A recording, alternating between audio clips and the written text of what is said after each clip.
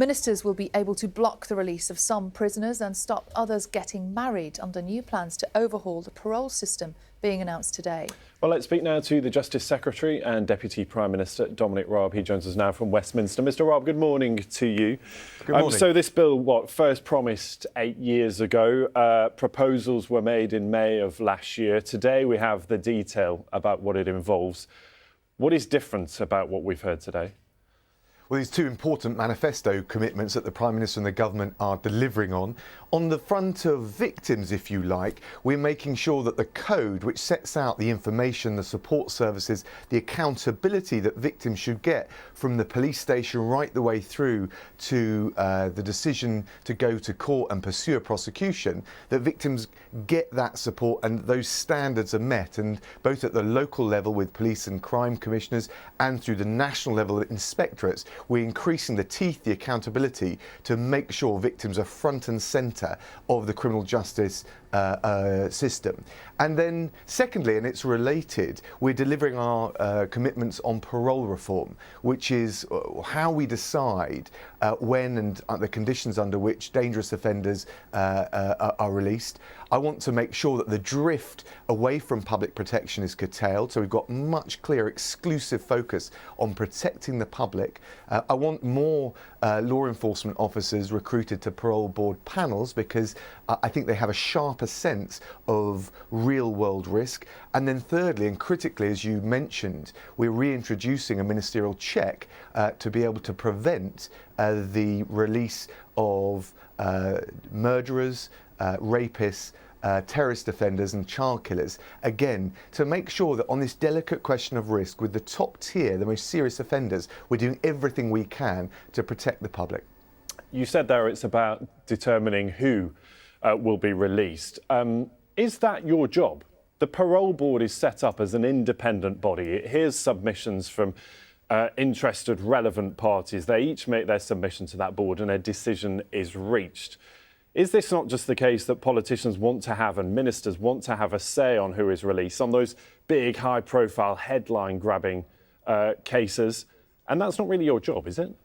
I think this question is at the heart of things. I think the vast majority of your viewers already think the government and the Justice Secretary is responsible. And in a way, we've created the rules, so of course we must be. And the reality is we need to have the control and the authority when it comes to this very delicate fact-finding question on the risk or the dangerousness of people who have murdered, raped, committed terrorist offences or killed children. And I think in the last analysis, I want to take a precautionary approach, as we do in other fields where there are serious risks at stake, like, for example, protecting the environment, and make sure that we can protect the public from those dangerous offenders. And of course, you think of the cases of John Warboys or Colin Pitchfork, and I don't think the current system works. This is a proportionate, sensible, focused way to refocus on public protection, and I think that's what the public expect.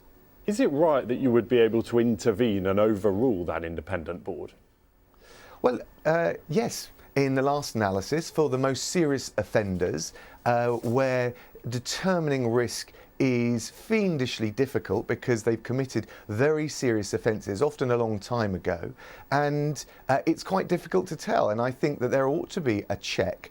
And in the last analysis, for the most serious offenders, I think the public want to know that we'll do everything we can to prevent this drift away from a sort of balancing act between public protection and the rights, if you like, of dangerous offenders, or the proportionality. And they want us to know when we're not sure or where there is a risk of these dangerous offenders going back onto the streets, that we'll do everything we can to keep them safe. And that's why I think this reform is timely. And again, we're delivering on the manifesto pledge we made.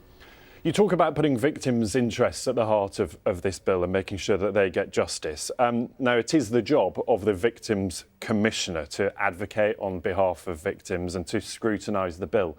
You've not had a Victims Commissioner since the last one quit at the end of last year. Why not? Well, we're recruiting a new Victims Commissioner. I can tell you that my plan is to announce, having done the recruitment process, the new Commissioner in May, earlier if I can. And of course, the bill will reinforce the role of the Victims Commissioner. They will report to Parliament, and we will expect the criminal justice agencies, the police, the CPS, to respond meaningfully to their findings, and of course Parliament will be able to scrutinise that. But look, this is a really important appointment, and I wanted to get it right, and I'm confident now we will. When Dame Vera Beard, the former commissioner, quit, she was pretty scathing about your understanding of this brief. She said you rushed the consultation, you ignored the sector's recommendations, you diminished the powers of the commissioner. She says you don't have an understanding of what victims need. Do you? Well, you've just made the point that it's been a long time coming, which shows you how carefully we've consulted. We are actually, as I just mentioned, strengthening the role of the Victims Commissioner, but I do think that it reinforces the case for making sure we don't have party political figures in these roles, but actually get people who really are well-versed and have a granular understanding of the real-life experiences of victims. And I'm very confident now that the next Victims Commissioner will fit that bill. Now, you are Deputy Prime Minister, of course. You're actually standing in for Rishi Sunak, aren't you, later for Prime Minister's questions. So let me ask you about some of the other big stories we're covering here on the programme today. First of all, the NHS and that survey showing satisfaction in the NHS now at its lowest level ever since this report began. You've been in power for 13 years as a Conservative. That's a damning verdict on your handling and running of the NHS, isn't it? Well, I think what it demonstrates, if I may say, is that we've been through this pandemic. It was difficult in its own right. And then, of course, we've had backlogs and challenges coming out of the pandemic. I can tell you that the backlogs, waiting times, waiting lists are down by around 2/3 since the peak of the pandemic. And obviously we've put record numbers of investment in, record numbers of nurses and doctors. And we all need to work together to deliver the kind of service and get back to the kind of service that the public and patients rightly want. I think the Health Secretary's done a very good job in settling we hope now settling the vast majority of the industrial action. I hope, of course, now that the BMA will follow suit. So we're doing everything we can. It's a team effort, but trust and confidence in the NHS is critically important, and we're doing everything we can to reinforce it. I want to talk about this survey because the numbers are pretty damning, and you say that COVID caused a lot of problems. That, of course, is true, but this is not just a blip. 62% of staff say they are happy with the standard of care that they can provide. That's down by 12% in 2 years.